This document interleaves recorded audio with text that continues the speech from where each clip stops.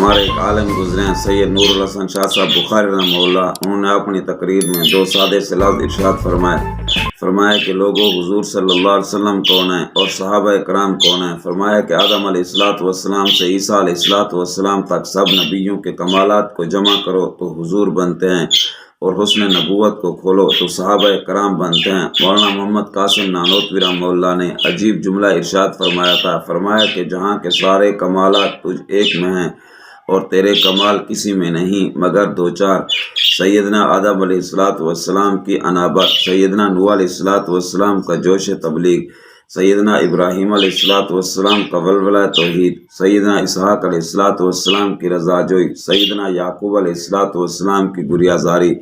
سیدنا یوسف علیہ السلام کا حسن، سیدنا لوط علیہ السلام کی حکمت، سیدنا دانیال علیہ السلام کی محبت،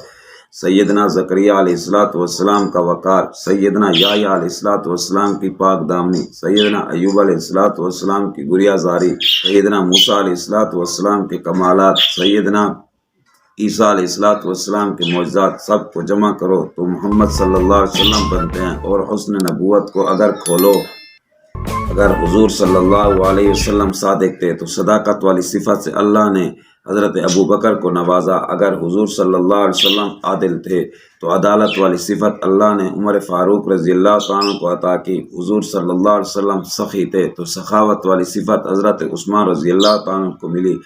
اگر حضور صلی اللہ علیہ وسلم شجاع اور بہادر تھے، شجاعت اور بہادری والی صفت سیدنا علی رضی اللہ عنہ کو ملی،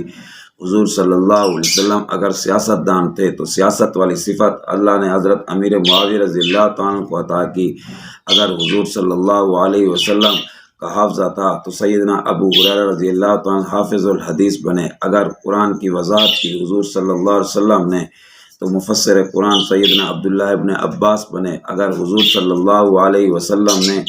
فقہ کے مسائل سمجھائے تو فقی سیدنا عبداللہ ابن مسعود رضی اللہ عنہ بنے۔